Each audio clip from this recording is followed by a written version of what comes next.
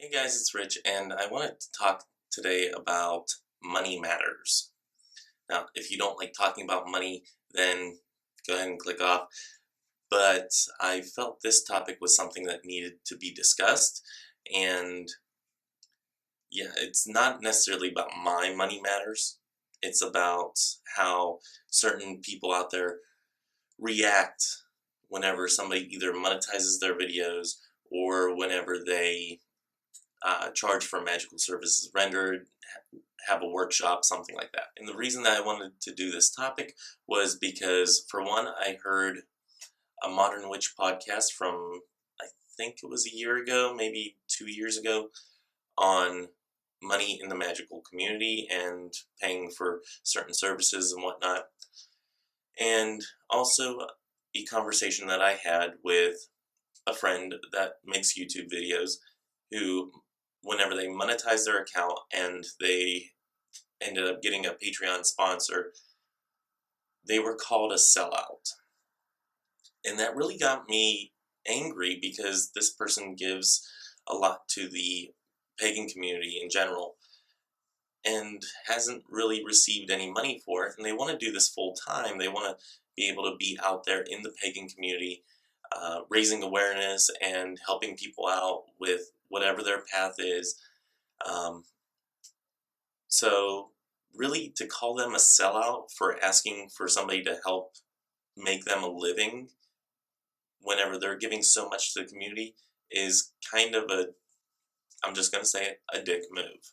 So, a couple things I want to touch on in this video is the YouTube community and making videos, workshops, and giving readings, doing certain workings for people for a charge, and also covens and whether or not they should charge a membership fee.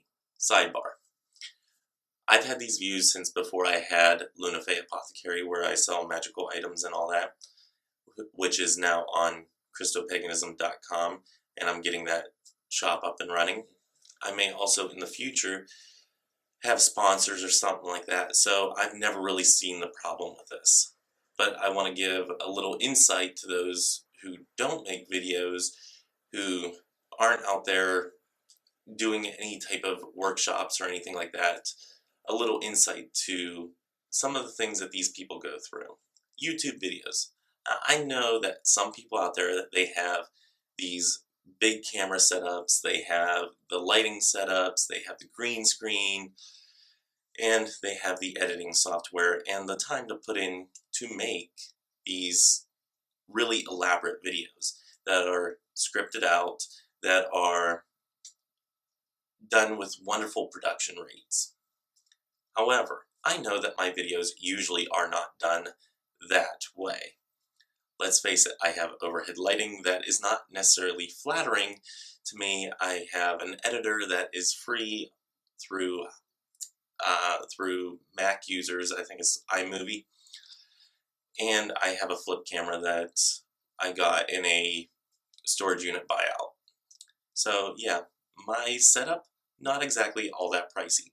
So I don't think that my videos are warranted of being those high quality type videos that I'm actually talking about. Also, I will say that I don't script out my videos very well.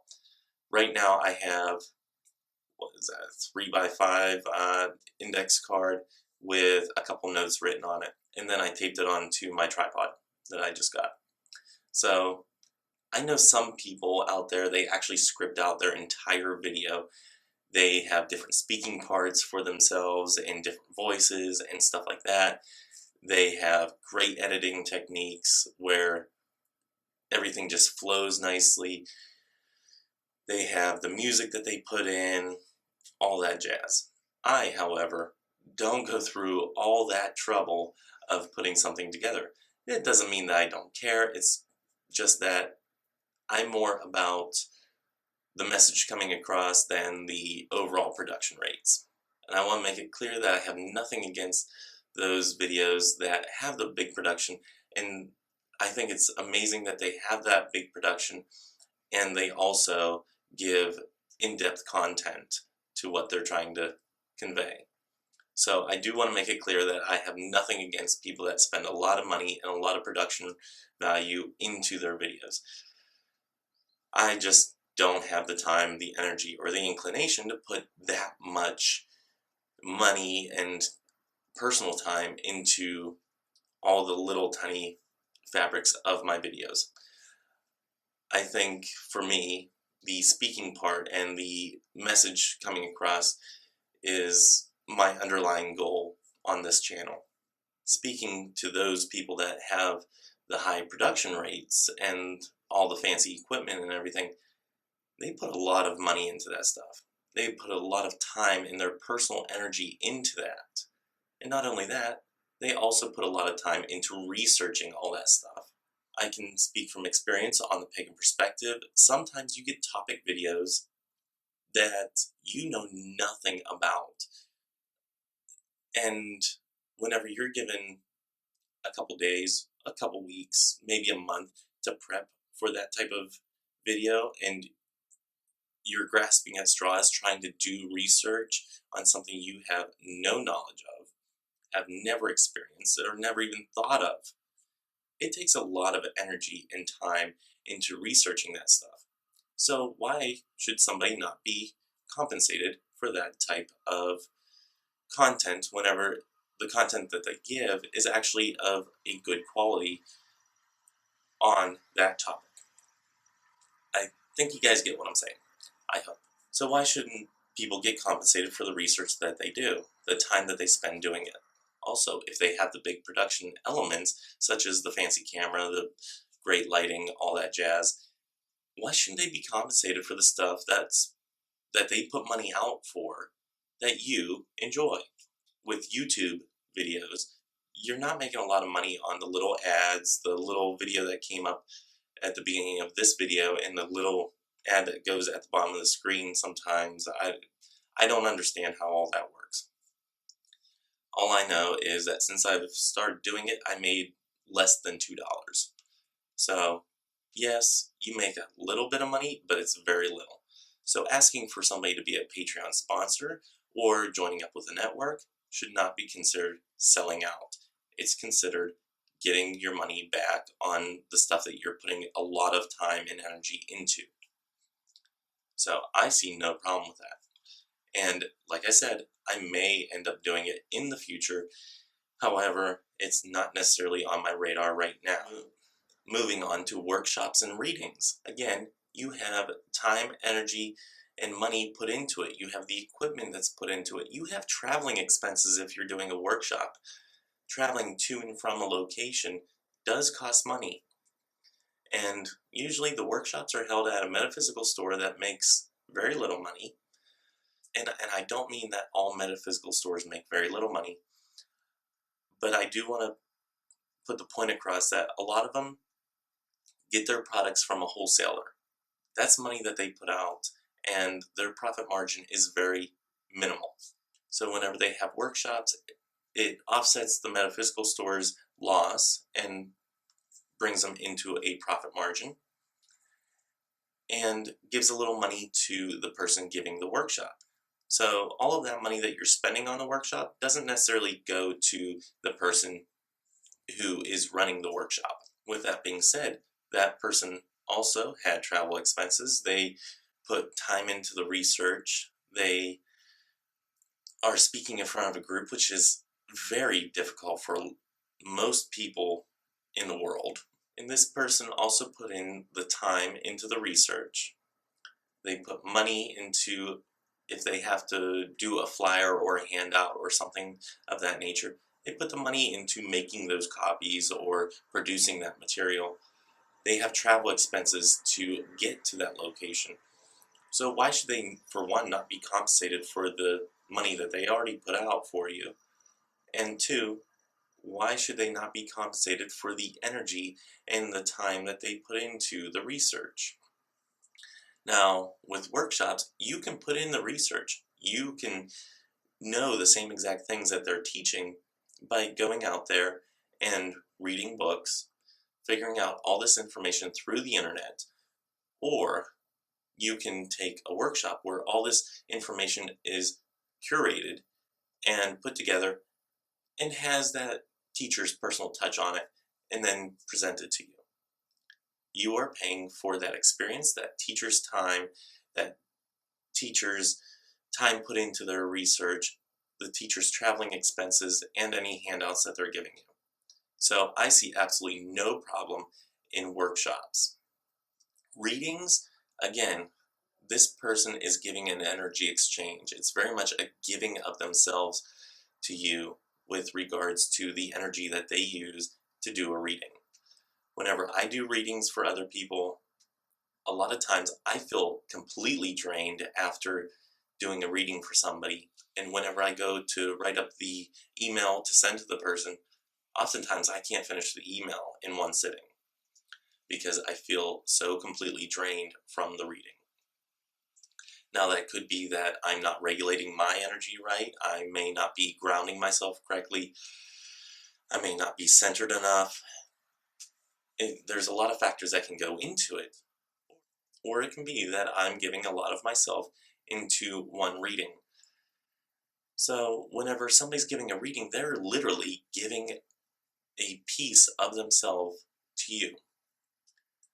So why should you not be giving a piece of yourself to them? Not only that, whenever you give money to somebody for a reading and they give you a reading in return, you tend to pay attention more to the reading and not just think of it just for fun. So it's also a way of you giving a part of yourself and paying attention because you gave something of yourself to them.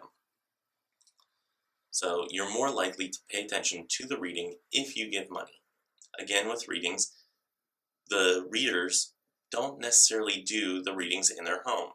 So they have to travel. Or they have expenses of a new tarot deck. Whenever they do so many readings, a tarot deck gets old and ratty, and after being handled with many hands or with one set of hands many times, they get tattered pretty well. So yeah, why should they not get a new tarot deck? And sometimes the tarot readers like to read from different decks for different people for different situations. So you also have that aspect. So why should they not be compensated for the stuff that they put out? Now, speaking on the part of covens, it's very difficult for me to speak on this only because I've never been part of a coven. Now, I am part of the Masons, so I kind of understand a group aspect such as that. Now, granted, the Masons are a fraternity that is dealing in charity, and a coven is a group dealing with spirituality.